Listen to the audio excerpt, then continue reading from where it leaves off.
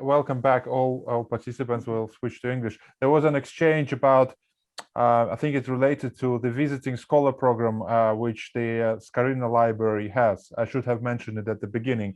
So the library in normal times and pre-COVID times invites researchers to stay. We have a modest guest room where people stay usually a few weeks to conduct research either at this library or at other London-based libraries. So you can read more about it on the website of the Skaryna, Belarusian Skaryna library in London. I also draw your attention to the chat function of our Zoom meeting. There is a question for Alena there. So Alena, if you want to respond to that question in the chat, that would be great. And with that, let me introduce the chair of the final panel of our conference today, which will be focused primarily on culture, broadly defined, and which will also touch upon the protests to some extent, the most recent protests. The chair of this panel is Dr. Karalina Matskievich, who got her PhD in biblical studies from Sheffield. She specializes in literature analysis of Hebrew Bible and feminist interpretation, and her monograph, "The Subject and the Other: Construction of Gender and Identity in Genesis," was published by Bloomsbury in 2019. And Karalina is also a coordinator of the People's Embassy of Belarus in the United Kingdom. And she's also a trustee of the Belarusian Library, a fellow trustee. Karalina, over to you. Thank you very much, Jarek. Hello, everyone, and welcome to our final panel on culture. But before we move on to the presentations, I would like to say a few more words about the library that I here represent. This year marks the 50th anniversary of the Francis Skaryna Library, and during that time, the library has developed a collection of over 30,000 items and became the largest collection of Belarus-related material abroad.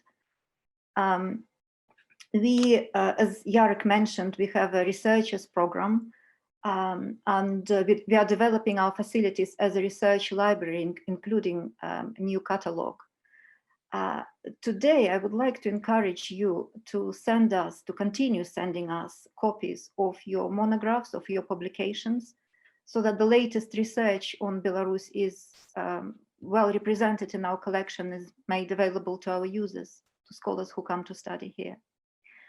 So now I would like to move on to our first presenter. Our first presenter today is Vitali. He's a PhD candidate at the University of Greifswald, currently in the process of defending his thesis, Witchcraft in the Cultural Borderland, with trials in the Grand Duchy of Lithuania in the 16th, 18th centuries. His viva is anticipated in March. Former Pontica Magna Fellow at the New Europe College, Institute for Advanced Study in Bucharest, Romania, and fellow of the Konstanty Kalinowski Scholarship Program of the Government of the Republic of Poland. Vitali's research interests include the history of witchcraft and magic, folklore, cultural and religious history of East Central Europe, historical anthropology, and historical memory. And Vitali's paper today is titled "Folk Magic on the Cultural Frontier, Ruthenian Witchdoctors in the Lithuanian Witch Hunt." Vitali, welcome to the floor. Thank you, Karina, for this introduction. Can everyone hear me well? It's old good the tradition of mine to bring a bit of magic to this conference. Today I would like to share my discovery about a great share of Belarusian witch doctors at some point of Lithuanian witch hunt. So, in 1631, Novogrudok County Court tried a case of a rural priest's wife, Raina Gromychina. Her suspected guilt was pretty scandalous: the bewitchment of powerful dignitary, Lithuanian Marshal Jan Stanislav Sapieha, that made him ill and disrupted his matrimonial plans. To prove Raina was a witch, the plaintiff's attorney pointed out testimonies about her suspicious folk medicine and midwife practices. The defender tried to persuade judges that such popular female medical practices applied natural, not demonic forces. However, the plaintiff's attorney insisted that priest's wife boasts with charms, teen powering, fumigation of kids, melancholy treatment, unwitting the Sir Marshal, knowledge of various herbs, spices, or cooking of potions, but not from descendant sciences, not from school or doctor studies, but evil, harmful study. So the absence of her doctor diploma seemed persuasive enough to the judges, maybe alongside to other evidence and perhaps to Sapieha's lobbying especially. So Raina was sent to the stake.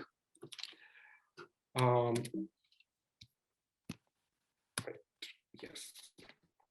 So the Raina case raises the questions of these talk that aims to consider were witch doctors indeed witches, as it is often considered, or were witches indeed witch doctors?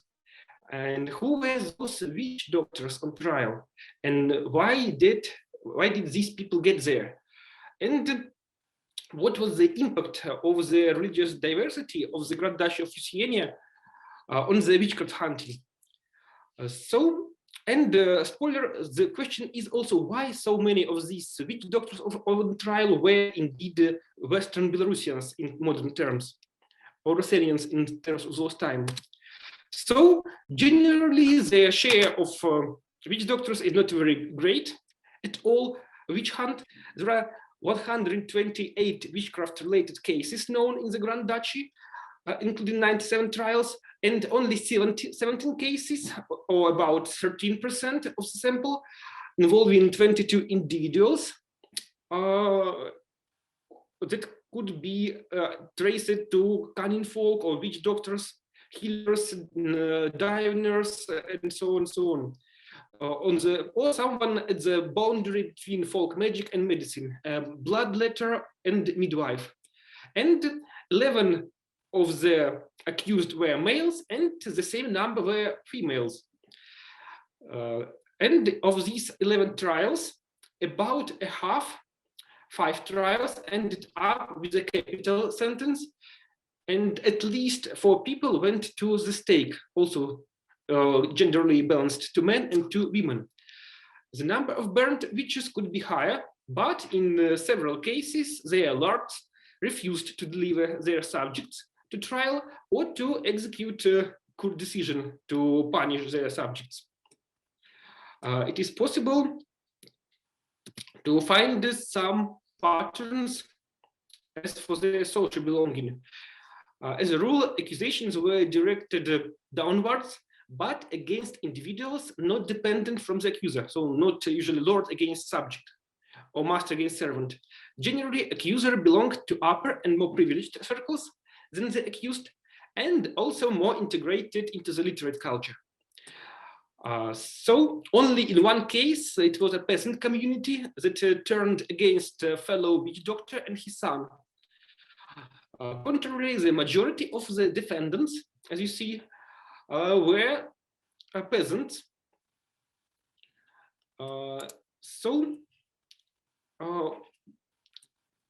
One can see a cultural and social division. Witch doctors existed among the urban and especially rural low classes, and in the regions that were mostly East Christian. So these low classes mostly belonged to Greek Catholic or Orthodox faith. At the same time, upper and middle classes have been gradually engaged in learned Catholic culture with its intolerance to any magic practices. So the image of a neutral or beneficial low-class witch doctor turned into a dangerous witch. The additional factor might be that power relations followed religious and language bordering, which more and more distanced upper and low classes and deepened estrangement between them. The accusers usually attributed such harms to their to these supposed witches. Total majority of harms belong to the typical witch doctor's sphere of activity. They care about the health of humans and livestock. Normally, witch doctors cure humans and cattle, but they can also spoil their health. But it was also one particular sphere of witch doctor activity. It is love spells. Love spells might be not only beneficial, but a crime.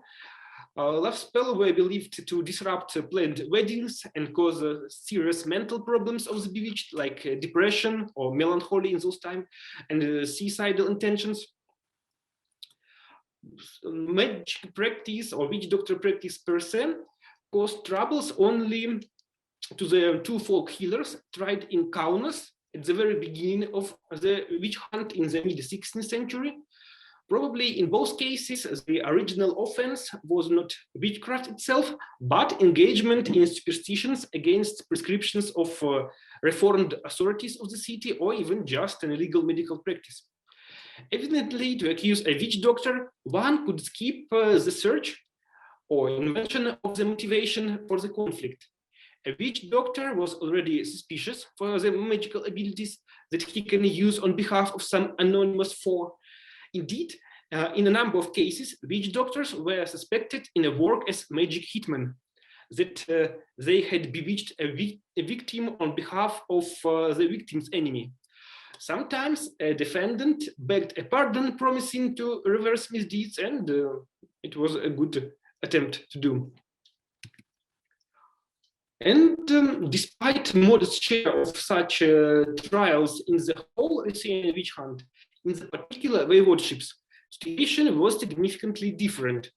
For example, in Minsk voivodeship, the only known witch trial was a trial of a professional practitioner. The document mentions that the man there was used to engage in sorcery for a long time. More than a half of the trials, 4 of 7 in Brest voivodeship, considered accusations of such professionals as well. Among 5 trials in Novogrudok voivodeship, 2 related cases targeted a cunning woman and a midwife, like Raina Gramychina. At the same time, the share of such cases was extremely low in very western lands, like Vilnius and Trakai voivodeships and Samogitia, Žmud. And they were absent, at least among known, in the eastern voivodeships, like Polotsk, Vitebsk, Mstislav. It is easy to notice a striking geographic pattern. A bulk of cases involving witch doctor came from central lands of Grand Duchy of Lithuania, or you could say about Western Belarusian days nowadays, and Eastern Lithuania. So this was lands inhabited predominantly with Ruthenian population, but with strong influence of the Catholic Church. You can see at the map of religious situation exactly this territory depicting this very mixed area of numerous denominations.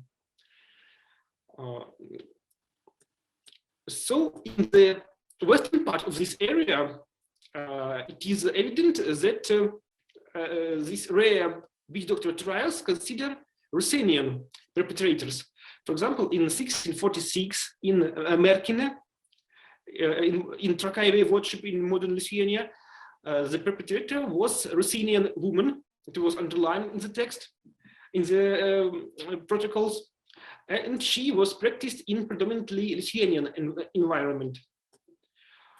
And it is also a difference that while Samogitian and nobles from Lithuanian voivodeships of ethnic Lithuanian voivodeships issued orders to banish sorcerers and practitioners, the sources reveal that the Ruthenian gentry favored and even applied for their help themselves. For example, in 1702, in Pinsk County, a lady fell ill and called her subject renowned as a witch doctor. He diagnosed her illness as a result of bewitched mead presented her by neighboring gentry. As for detailed treatment, rumors told that the sorcerer replaced a building in the lady's manor, and it was believed that the healer magically returned spells to the perpetrator that caused him cattle harm. Local people, including an Orthodox priest and the neighboring gentry, knew it, and it seemed they considered such treatment and revenge totally legitimate and even commendable, of course, except the owner of the injured livestock who tried to initiate a trial with the supposed perpetrator of bewitchment. No wonder that it was so difficult to put to trial supposed bewitcher, and his lord defended him. It seems that in conditions of relative impunity, witch doctors even benefited from fearsome reputation there in the Ruthenian part of the country. So what is the reason that exactly in this area, in this territory, this category of accused appeared? To my opinion, the difference in the attitude towards witch doctors correlates with the denominational map of the country and the religious processes of the time. Lithuanian churches and secular authorities normally persecuted canon folk for the moral purification of the people within the largest process of confessionalization. Protestant rulers, lords, and magistrates issued prescriptions against different sinful activities. But at the same time, Catholics and to a certain extent Orthodox authorities supplemented administrative coercion and active agitation with alternative Christian magic and counter magic, some legitimate church remedies for everyday needs in supernatural assistance. The most active were Catholics within the implementation of Tridentine reform, improvement of the parish clergy level, missionary activity of monastic orders intensified greatly, especially in Samogitian and Vilnius archdioceses since the end of the 16th century, and especially in the 17th century. So, especially Jesuits actively undertook efforts against folk magic. Their reports demonstrate a remarkable tendency. In the 16th century, Jesuit missionaries fight local magic practices and practitioners as errors and superstitions of recent pagans and stubborn schismatics. But contrarily, since the early 17th century, they began to denounce such activities as devilish spells with real harm that can be fixed by church means. Perhaps such juxtaposition of cunning men to learned physician and clerics contributed to the demonization of folk healing practices. Such proactive politics brought outcomes, especially in predominantly Catholic territories of Samogitia, Trakai, and Vilnius voivodeships.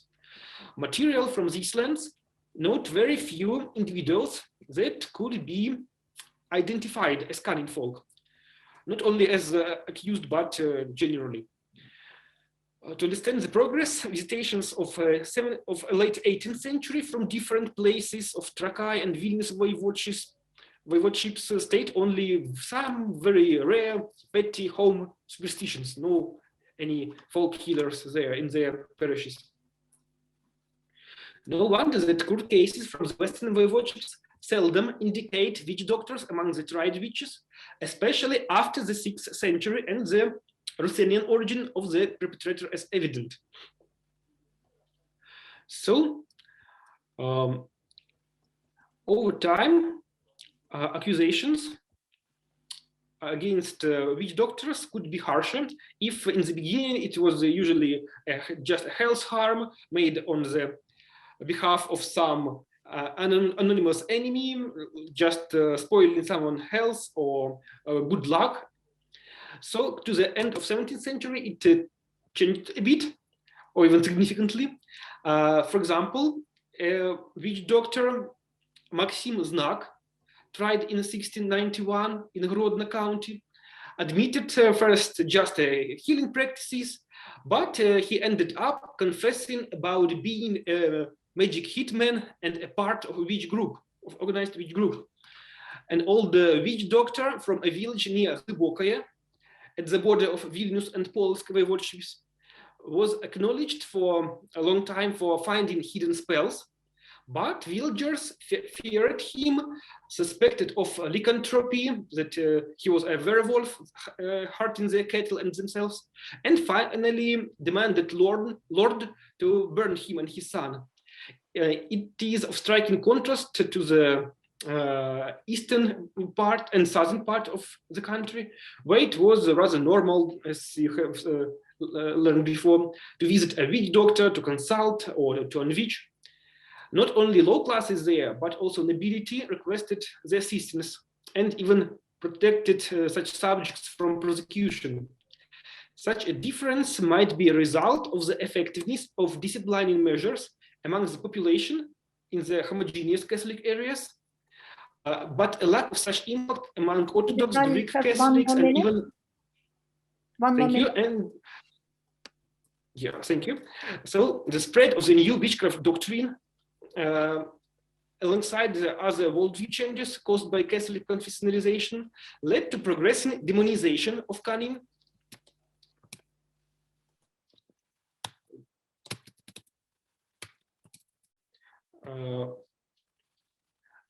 To progressive demonization of cunning folk, and to a certain convergence of the image of witch and witch doctor as a diabolic witch. No wonder that the bulk of the trials against witch doctors occurred in the borderland between the Roman Catholic and East Christian areas, nowadays Western Belarus, where elites were engaged in Catholic culture and their subjects still were less engaged. The difference in the approach to this issue correlates with the witchcraft intensity, a high one in the western regions to compare with the very low one in the eastern part of the country. To a certain extent, the correlation is not an accident. The existence of folk magic professionals could demonstrate the tendency to fix bewitchment rather than to punish and eliminate bewitcher. At the same time, the spread of the early modern Western concept of witchcraft promoted intolerance to any magic and the preference to purify the community of magic practitioners as wicked people and criminals. So thank you for your attention and looking forward to your questions and comments. Thank you very much, Vitali, for this fascinating paper. We will have questions later in our Q&A session. I will now invite our second presenter. First, I'll introduce our second presenter is Simon Lewis, who is Associate Professor in East and Central European Cultural History at the University of Bremen. He studied at Oxford and Warsaw before completing his PhD at Cambridge in 2014. He held research posts at the University of Oxford, the University of Warsaw, Freie Universität Berlin, before being awarded an Eigene Stelle research grant by the German Research Foundation in 2018 for a project carried out at the Department of Slavic Studies at the University of Potsdam. He was appointed to his current post in January 2020. Simon's research interests include memory studies, post-colonialism, and comparative literature, with a focus on the written and visual cultures of Belarus, Poland, Russia, and Ukraine. He has published articles on diverse aspects of the cultural history of Eastern Europe and is co-author of Remembering Katyn, published in 2012. His monograph, Belarus Alternative Visions, Nation, Memory, and Cosmopolitanism, is published by Routledge in 2019. And here is the Skaryna library copy of this publication. Simon's paper today is titled "Tear Down These Prison Walls, Verses of Defiance in the Belarusian Revolution." Simon, the floor is yours. Many thanks indeed, Karalina, for the introduction. And thank you also, Vitali, for your fantastic paper. All the best for the defense. I'm going to bring us back to the present. As you can tell from the title of my presentation, we're dealing with the protests and with music and poetry in particular in the revolution. It's part of an ongoing project that I'm doing, of course, ongoing because the revolution is ongoing. The first part of this is forthcoming in the spring issue of Slavic Review, and a fantastic discussion forum under this. So my contribution to that is under the same title, but it's a discussion forum about the sociology of the Belarusian protests, and I highly recommend the whole forum. So please look out for that. I'm going to take 40 seconds of my 10 minutes to, let me just make sure I've got sound. 40 seconds of my 10 minutes to show you a quick video from YouTube.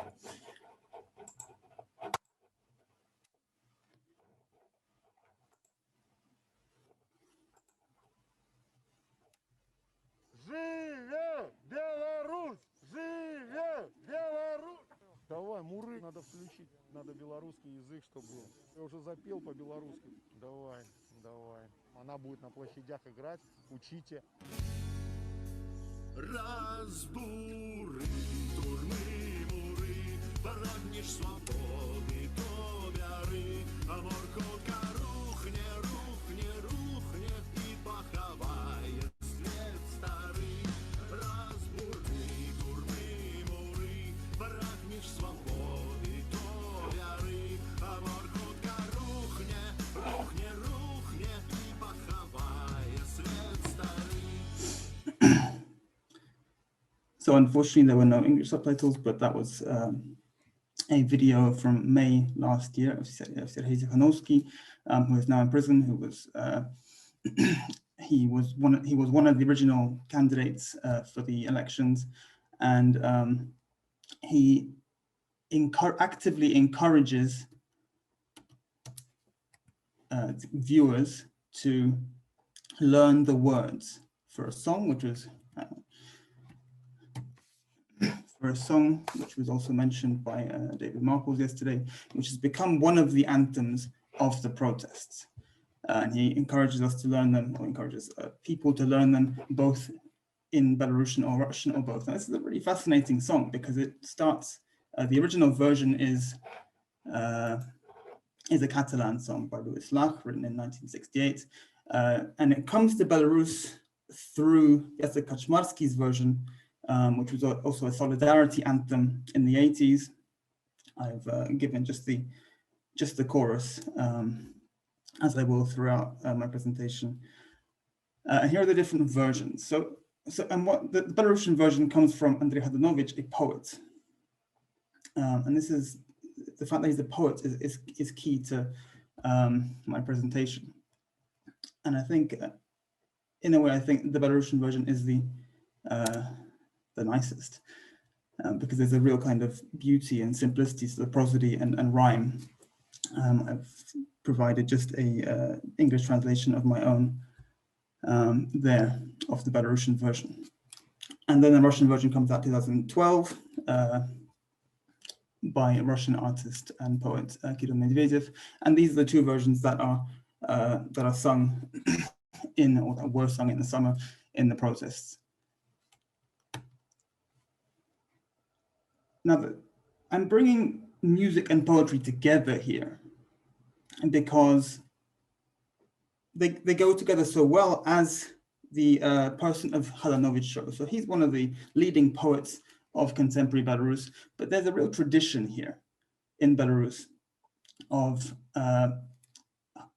high culture, if you like, of elite poets creating works that then become anthems of different kinds. So here's a few examples from a few older examples. So for example, Maxim Magdanovich wrote Pachonia, which is now one of the unofficial national anthems of Belarus. That was arranged by various people. Kupalinka is another one, which was written as a poem by Michał Charot and then arranged by Vladimir Terauski. Mahutny Boże is another one. You can hear these have been very active, used very actively also in today's protests. And more recently, of course, Muri, but there are other versions like Kupala's 1908 poem Kto to Chetki, becoming a rock version to Riskoy, and also some 2010 poems by Vladimir Niklaev being turned into a kind of rock rap by those artists. I won't name them all. But there's a real syncretism, if you like, between poetry and music, which I think is based in the historical subjugation, the coloniality, if you like, of Belarusian culture. You might think of it as a populism as well. The poets have felt a need historically to produce mass culture that is available and usable for national ideology or culture, protest culture. So the revolution I'm conceiving as a revolution that is very much in verse. It's a musical revolution.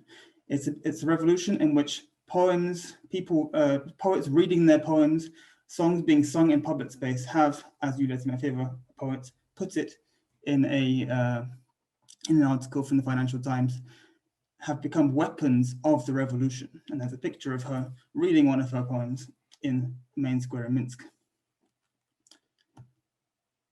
So I'm going to give 5 main theses here. The first is that music and poetry are instrumental in consolidating collective identity among protesters. The second is that music and poetry are key elements that help to establish transnational solidarity, reaching out to other countries. Thirdly, music and poetry affect the emotional regime of Belarusian society, giving expression to grief, outrage, empathy, and other emotions that drive the protests. Fourthly, development in the music and poetry of protest reflect and are also reinforced by an increasing solidarity between Russian and Belarusian speakers. And last but not least, music and poetry of protest have been so important this time round, unlike in 2010, when a poet actually was a presidential candidate, largely because of the increased role of social media and the internet, YouTube, Telegram, Facebook, TikTok, and so on. What I'm going to do now is I'm going to go in the order of the first 3 points, and the last 2 points will kind of be, you'll see, because I'm using both Russian and Belarusian examples and internet material. So this is an example of a song written in Russian, which has been very, very famous. It's not a great song, to be honest, but it's been used in protests and solidarity marches outside Belarus as well, by a band from Rakhachov called Tour Band. And this shows the national identity being very, very clearly expressed. This is, again, just the chorus, which I've translated as follows: "We're not cattle, herd with no direction. We're a living people, the Belarusian nation. With belief in our hearts, we keep our heads high, the banner of freedom held up to the sky." But there's real, clear, not very subtle expression of national solidarity, national togetherness. Another slightly more underground or subcultural example is this song by a band called Partizansky Prospekt, which is headed by a poet, in fact, Vladimir Lenkevich, which is about the whole country being turned into an autozak, these police riot police vans, sorry. And again, this isn't so much about our identity, but it draws a clear distinction between they, the the police, the regime, and we. So in the chorus, we have this sense of we are together, nothing will stop this wave. Everything they took from us, we will retrieve, and so on. So again, this expression of collective identity is very, very strong. And there's many, many different examples of this. Finally, on this collective identity theme, I won't play the video in this case, but there's also the poets from the early 20th century have been reinterpreted and reperformed. So this is a video which was made in solidarity by a group of students from Belarusian State University, and they recite this this poem by Yanka Kopala, who goes there, Tota Media, where the message is about we Belarusians are demanding that to be called human. Okay, and now secondly, transnational solidarity. Poets and poems and music have been very important, have been very instrumental in creating feeling abroad. So here is a fantastic poem by Yulia Timofeeva, whom I've already mentioned. Her first poem written in English. I won't read the whole thing. You can find it in several different volumes. You can also find it online. But it's a poem in which she expresses the helplessness of the language situation, in which she doesn't feel that she can express herself in Belarusian, but in English, it feels much more natural. So it's also about the language politics, if you like, of Belarus, but also a cry for help in many ways to, you know, for Europe to recognize Belarus's European identity. And this is featured in this book on the left as pretty much the first entry, Belarus, das weibliche Gesicht der Revolution, the female face of revolution. And there are many other examples of poets producing work which is then shared abroad. Here's a Polish anthology. Pen Op, the online magazine of the Swedish Pen, has published, in this case, I've given a screenshot of poems by Jankiewicz. You can also find some poems by others, prose as well, in fact. But poets have been extremely active in expressing themselves in other language, in translation. This is, of course, also dependent on translators being active in translating those works. You'll see a translation of Jankiewicz is done by Wajina Mort, another poet. And she's a poet who's based in the US, and she's been incredibly active. She produced a radio documentary for the BBC, her own most recent collection in English, Music for the Dead and Resurrected, came out, it was last autumn, I can't remember the exact month, but in connection with that, it's not directly about the protest, but in connection with that, she's done a lot of promotion work and talking to various media outlets about the protests. And so these poets have done, you know, they are in many ways the voice. Of course, everyone abroad knows Tsikhanouska by now, but I would say, you know, Wajina Mort is perhaps second in prominence as a Belarusian abroad. Okay, and finally, the issue of emotion. These poems, they help society to express the many emotions that are going through the, of course, massively difficult period of protest and revolution.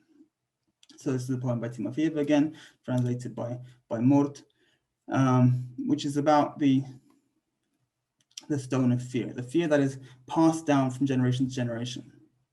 I've given you just the beginning here, and it was written actually before the protest started. So the book came out in May. I think she wrote it in May. But it's very relevant, and it has been shared again. The translation was published online in English in August. So it's a poem which really speaks to the anxiety and fear of people going out into the street. Here's another one by Strotsev, which is published on Facebook on the 23rd of August, translated here by Thomas Campbell, which really brings out the urgency and panic and hope of the act of going out into the streets. So he uses these phrases, these repetitions, like all is lost, possibly going to win, all is lost, possibly going to win.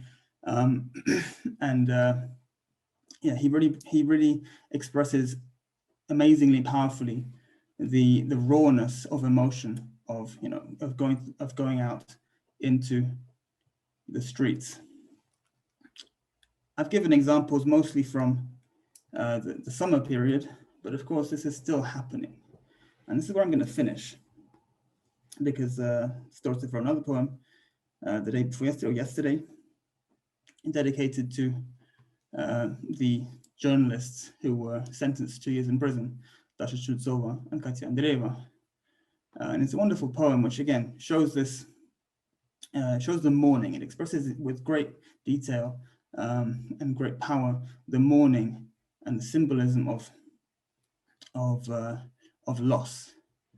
And I translated this myself quickly last night, and I'll read this and then I'll be done. What he said, so this is the poem, to Dasha Chudzova and Katya Andreeva. What is the fastest way to get to Taraikovsky Avenue? I ask a woman in white.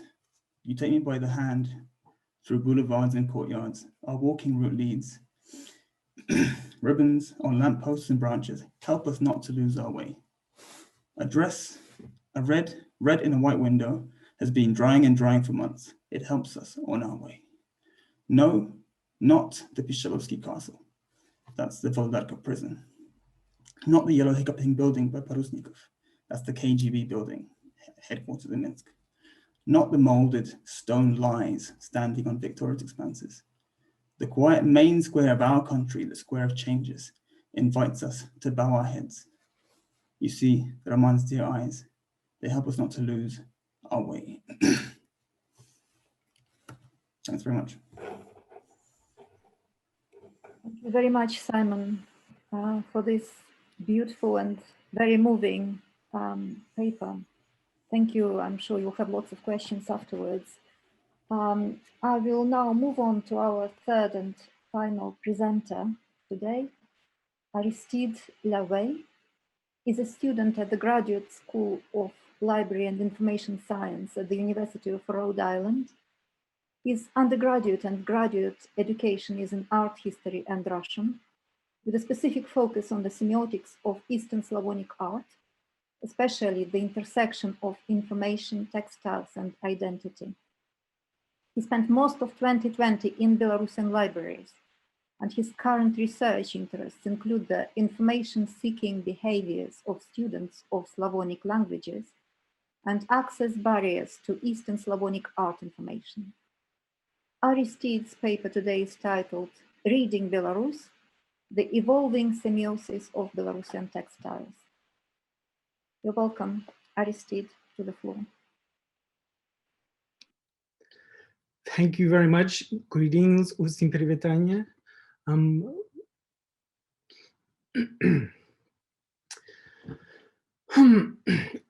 In his 2011 book, Andrew Wilson wrote that Belarus is a mystery to the Western imagination due to its small size and the dominating influences of its neighbors. Indeed, if we were to ask anyone outside this room, what is the first thing that comes to mind when talking about Belarus, they would likely draw a blank. Why is this so? Until the visa reforms of 2017, the country's borders were notoriously difficult to cross due to its isolating bureaucracy, and therefore there was not a lot of mass tourism, student exchange, or foreign investment. This invisibility led to a semiotic silence to all those outside of the Belarusian semiosphere, and to this day there are no iconic visual signifiers that can easily signify Belarus to the world in the way that France has the Eiffel Tower, the United Kingdom, the scarlet tunics and bearskin hats of the British Army, or Canada's maple leaf. Even within Belarus, Margarita Fabricant says that there is a lack of socially shared and easily recognizable symbols of national identity. When asked about national symbols in a series of field interviews I conducted in 2020, Belarusians replied with answers ranging from animals such as a bison or stork, to state enshrined symbols such as the 1995 red and green flag, the Sovietness of the modern country, or even the friendliness of the Belarusian people.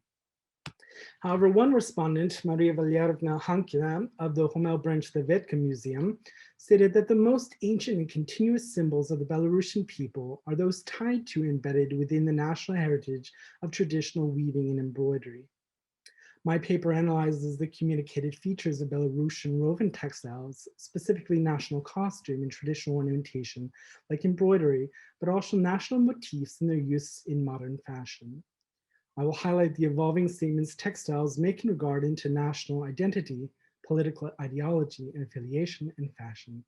Specific attention is paid to the use of textiles in the months leading up to the 2020 presidential election and its immediate aftermath. In his 1970 book, The Structure of Artistic Text, Yuri Mikhailovich Lotman wrote that art, which he saw as the highest incarnation of culture, is a sign-based language that must be learned in order to understand it. And so I spent most of 2020 in Belarus, traveling to the 6 historical regions, studying Belarusian vyshyvanka and embroidery. Though I spent times in museums and libraries, I wanted to see what part traditional embroidered clothes plays in contemporary Belarus. Belarusian national costume and embroidery has survived and evolved since tribal times, when each tribe had their own ornamental signs. Traits specific to Belarus appeared in the 14th and 16th centuries when the nation was being formed. From the 17th to 20th centuries, however, Belarusian traditions were impacted through the rise of foreign fashion influences and industrialization. Art historian Mikhail Sigarevets-Katsar was one of the first people who attempted to codify traditional Belarusian ornamentation. His work directly influenced a change to the national attitude regarding traditional arts and their places in modern Belarusian culture and society, and led to renewed interest in the semiosis of Belarusian ornament as a sign of national identity. From independence until the early 2000s, national ornament was used infrequently and generally only to impart a national flavor by food and souvenir manufacturers. This changed in the mid-2000s when Belarus saw an explosion in the use of embroidered motifs as distinct cultural markers used everywhere by both private businesses and state enterprises. For example, the rebranding of Belavia, casual clothes, bank cards, and the uniforms of national and local sports teams. A nation is inherently a socio-political group, and therefore national textiles can also be considered political texts. Political text generation is indefinite and can be used by the state for ideological purposes, and also private citizens and groups can use textiles to signify their relation to the state. Symbols of national self-awareness are crucial signs that cement the relationship of the people to the state, and their lack of distinct signs can lead to the destruction of this relationship and the degradation of society. Throughout history, Belarusian textiles has signified Belarusians, and many groups from within Belarus and from without have used textiles to signify their Belarusianness. The politicization of textiles and national costumes was actively used in the early 20th century by the Bolsheviks and the German fascist invaders, who both used Belarusian textile designs offensively, exploiting the well-recognized signs for propaganda purposes and disinformation campaigns in order to target the Belarusian people. Following the Second World War, the Soviet state highlighted national embroidery as a symbol of cultural value and as an icon of Belarusian statehood, with the inclusion of the 1951 Belarusian Soviet flag based on Matrona Markovich's 1917 Rising Sun pattern. In the first few years after independence, there was a semiotic void in Belarus as the country sought to define themselves during new nation building process. contemporary and independent Belarus did not have much of a political or visual identity, having been a constituent part of various empires throughout most of its history. Soviet iconography held no interest to the majority of people, nor at that time did the medieval iconography of Litva, which seemed neither familiar nor wholly Belarusian.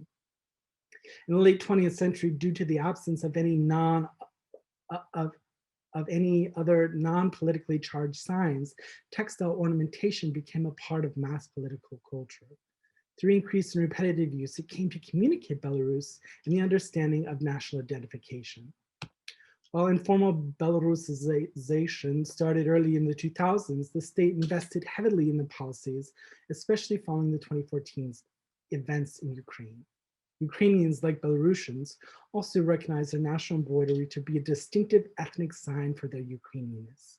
This has manifested greatly in the annual Ukrainian observation of Vyshyvanka Day, started in 2006 by 2 university students in Chernivtsi. This event spread from Ukraine and became an international event, hiding their distinctiveness and signification of this national art form as a vestimentary sign of Ukrainian identity. Minsk-based Art Svyatba, in a bid of spontaneous nation building, started celebrating Vyshyvanka Day in October 2014, after seeing the popularity of the event in Ukraine. However, 2 years later, the Belarusian Ministry of Culture appropriated the event after denying the event's permit. The state appropriation of the event co-opted and ideologically distorted the meaning of Vyshyvanka.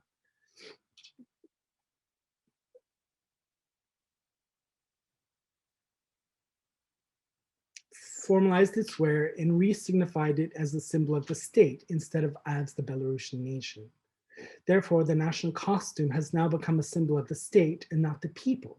The people who don't support the state will no longer see the garment or traditional embroidery as belonging to them and their own ideas of their own Belarusianness.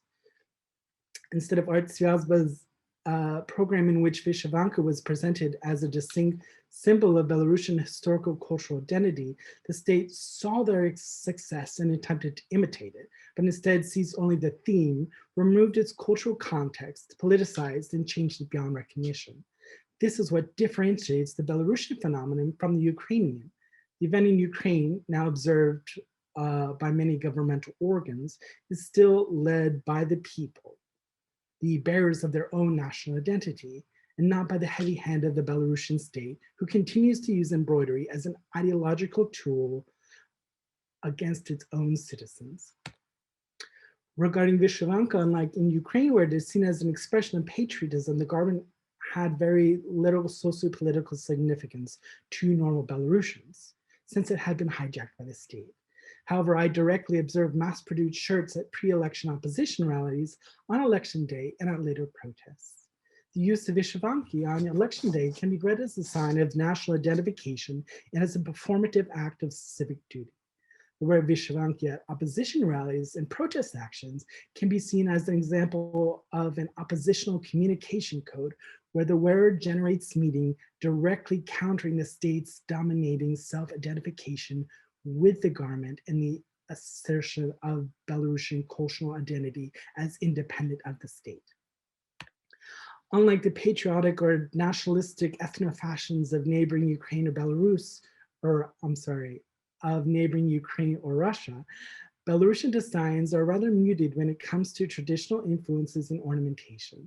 The inclusion of traditional materials like linen and many designs is the key fashion element that not only generates signifying meaning, but translates this meaning from the producer to the consumer viewer and also to the viewer of the consumer. The wearer of this text is a participant in the communication process who also creates and translates their own meaning in the matter of form in their wear, and not necessarily the meaning created by the creator of the garment. The use of alternative, more modern materials and modern influence motifs helps to signify the fashionableness of traditional Belarusian methods and present them in a new manner. You have 1 more minute.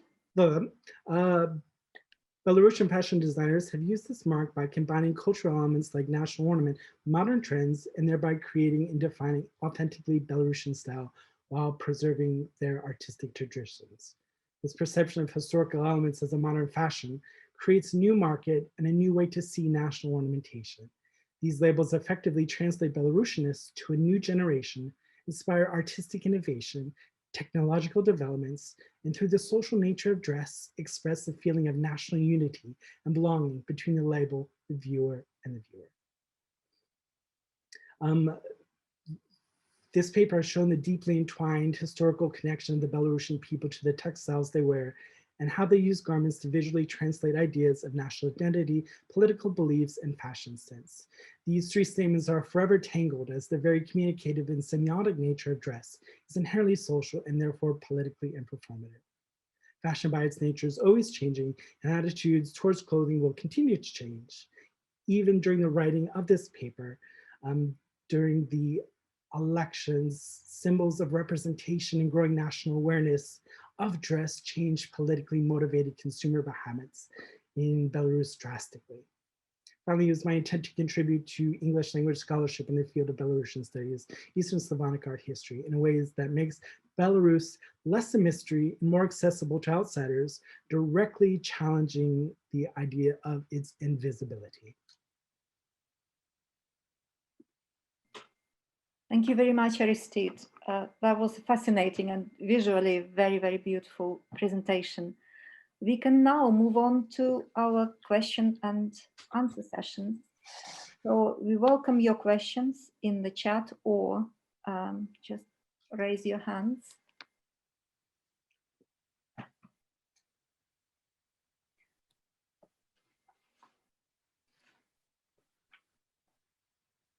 I have a question to Vitali, to our first presenter. Vitali, you spoke about the trials. I wonder whether you study the texts themselves, the texts that the witches and witch doctors used in their practice, and whether some of them have been presented in the BNT collection, Belarusian folk literature collection. There is a volume on zamowy, on spells in that collection. Have you found any parallels there? Usually in trial, Annie is showing the volume. Should I answer now or wait for other questions? You may answer now.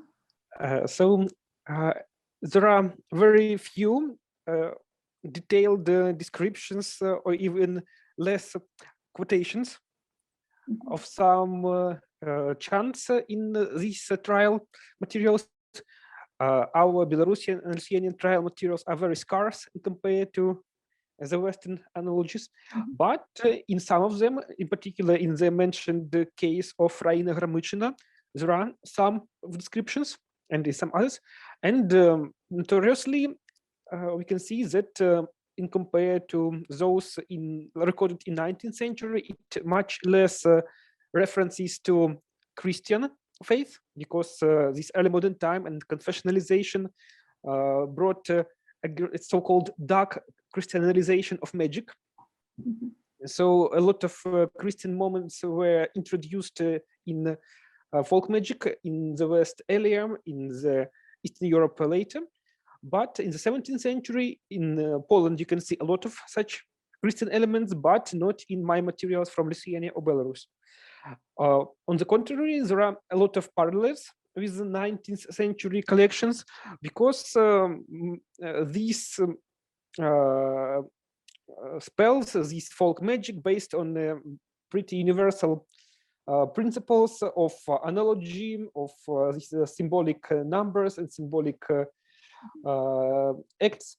So in those few cases, we can see examples of 17th or 18th century magic.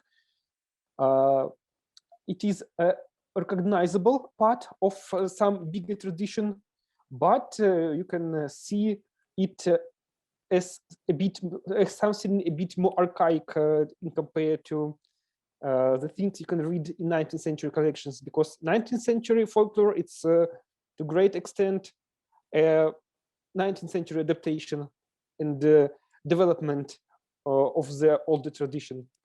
So it's a great mistake for witchcraft researchers to interpolate 19th century materials to the previous time. I try to avoid this. Thank you. Tanya has a question. I have a question, but you also have a question in a chat. So if I ask my first one, then you can read the other one. Okay. According to my understanding, probably an outdated understanding, the rise of Protestantism caused competition between Protestants and the Catholics in Europe. And that caused the great witch hunt all over the Europe. And your presentation seems to be supporting this idea that the lands in our country, which had both Catholics and Protestants, had extensive witch trials, whereas the lands which were free from Protestantism probably were, at least you said there was no known ones or not found ones, which hunt trials. Is that correct? And then when the Jesuits started dying out, it became less popular in Europe. The same happened in our land as well. So is that hypothesis correct, or you have other idea?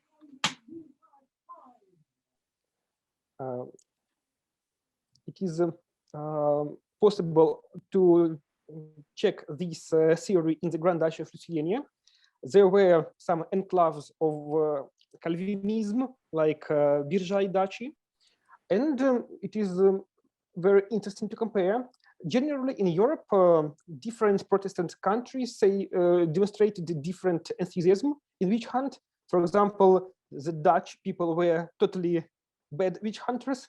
They didn't do it, but Scottish people, for example, were famous for witch hunts. And Belarusian or Lithuanian Calvinists were pockets of very low witch hunt prosecution, like Birjai Duchy, in compared to neighboring Catholic lands of, for example, Samogitia. It's totally two different pictures. No known witch trials in Birjai Duchy, and it is a rare place where witch doctors mentioned. Witch doctors not in the courtroom, but at least participants of some trial mentioned that they consulted a witch doctor or go to witch doctor or do something like this. Generally, it is pretty rare for the materials from Lithuanian part of the country, ethnic Lithuanian. So yeah, it's also pushed me to the conclusion that this difference in the witch hunt can be traced to confessionalization, where Catholics, on the one hand, try to stop traditional view of witchcraft as a like bad neighbor can bewitch you, but they promote the idea of witchcraft as something devilish. It was not so common for Orthodox and for Protestants because they didn't have such an effective way to promote it for the folk, for the lower classes. And Catholics and Jesuits were really keen in this after Tridentine reform and do it really well. And for example, in 19th century, we can see the traces of their work with Uniat, the Greek Catholic population. So all these motifs we can see in 17th century only in Catholic regions. In 19th century, folklorists record in totally Orthodox lands of Eastern Belarus or Ukraine. So I am not sure about the theory you ask in the European scale, but in our corner of Eastern Europe, it seems that something like this could take place. I'm sorry, the witch hunt finished by the 18th century. Why are you talking about in the 19th? 18th century witch hunt, 18th century was pretty active in witch hunt, but when it was terminated in the late 18th century, people still believe in witchcraft, in witches, and even try to go to the courts, like they were in 1811 or something about this year, tries to sue someone for witchcraft. And there were extrajudicial executions of witches, even in Belarus, it is pretty badly, it is uncovered, underrepresented topic, but it is possible to see in criminal records. So literary classes stop hunting witches, but people on the grassroots level, including those in eastern part of the country, they adopted this idea and still believe in witchcraft and even hunt witches. Thank you. Thank you very much. Any more questions? Tanya, you still have your hand raised. You Another question? There are questions in the chat, if you have a look in the chat. Okay. All questions went to Vitali. Right. I think there's one more question which hasn't been answered from Boris. I don't know whether again to Vitali. I don't know whether Boris wants to ask it. So yeah, we should conclude probably in a few minutes, but yeah, there is time for one more.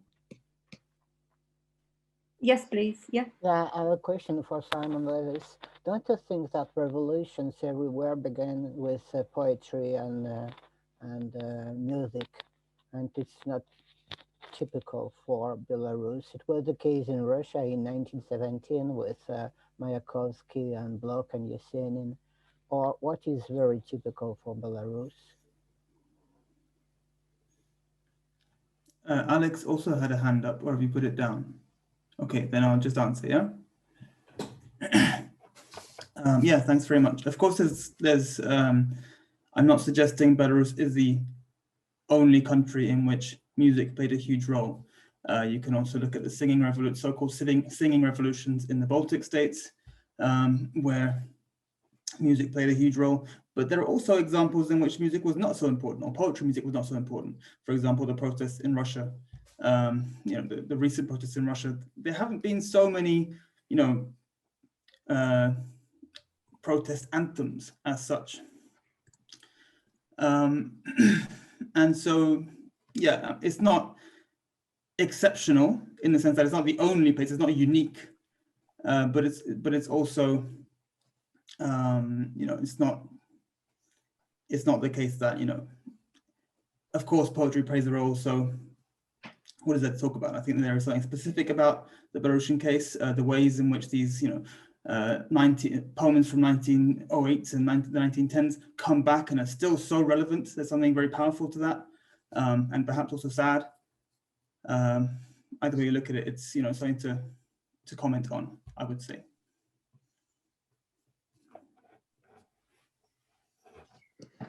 Thank you. Alex, you had a question? No. May I just have one last question to Aristide?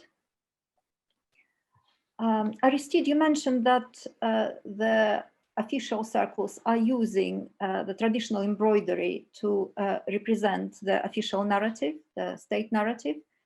Have you studied in terms of semiotics of the ornament and of the colors? Have you studied the differences between the official use of embroidery and the traditional use of embroidery? Because the pictures of the photographs of, for instance, Lukashenko being greeted by women dressed in national costumes, the colors are shouting, the colors are not traditional and not tasteful.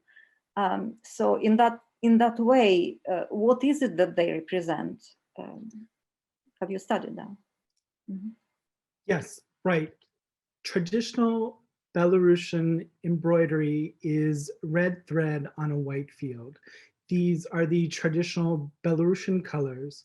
So with the co-opting of the Vyshyvankin embroidery by the state, they started using red and green. Well, because based on the flags of the 1995 flag. And so traditional Belarusian embroidery is red and white. That is the canon. Of course, blue and black came in through Polish and Ukrainian influences, but the use by the state of the colors of the 1995 red and green flag, this were some of the biggest ways that the state had co-opted, because they were using the embroidery of the flag, if you will, to mean and signify Belarusianness, when in fact, green never signifies Belarusianness. And so, yes, this was one of the things too that led to kind of the cheapening and kind of the disassociation of traditional Vyshyvankin embroidery with the Gos Vyshyvanki, which is kind of the neologism term that came around from state appropriation. It means the red and green flag themed embroidery, and it also means the use of state officials such as Lukashenko and the economy minister. Like I showed, he is not wearing traditional Belarusian embroidered colors. Thank you. Thank you very much. Unfortunately, we've run out of time, so we will conclude our final panel. Thank you very much for your wonderful presentations. Thank you, and to you, Jarek. Thank you, Karalina.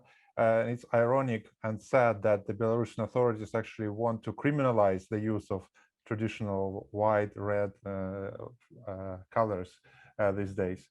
Hopefully, this will not happen.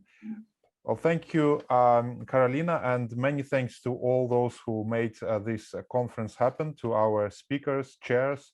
I think the conference this year was a success, and not only because it attracted a variety of interesting presentations from different parts of the world, but also because it attracted more people than our physical conferences attracted. I think we usually had around 40 people in the room, and now we had around 60 people who registered, and people were joining at different points, and 31 people stayed until the very end. So well done. And I hope that some of papers presented today will be submitted to the Journal of Belarusian Studies, and then will be peer reviewed, and then ultimately something may even be published there. If you have any ideas about how we can spend these donations to support Belarusian scholars, then please send me an email. We'll be thinking about it, and then we'll let you know. I hope you also enjoyed this event, although it was not in a normal physical format. So hopefully next year we will be back in the normal physical format, but we will also have an online element because it allows us to reach new audiences, and also for speakers to join us from other parts of the world without a significant expense. I encourage you to join the Facebook group. Yes, most of you are already there. That Facebook group was mentioned in the email, in the Eventbrite email, so you can find people there and remain in touch or share your recent publications. Also, like the library on Facebook. We plan to do some editing of the videos, and then these videos will be published online, and we'll make sure to send a link to all those who were registered today. And on this note, let me conclude officially this conference, but I will not close this meeting for another 10 minutes. So in case people want to talk to each other or anything, then it's a good moment. But thank you very much again for your participation, and hope to see many of you next year.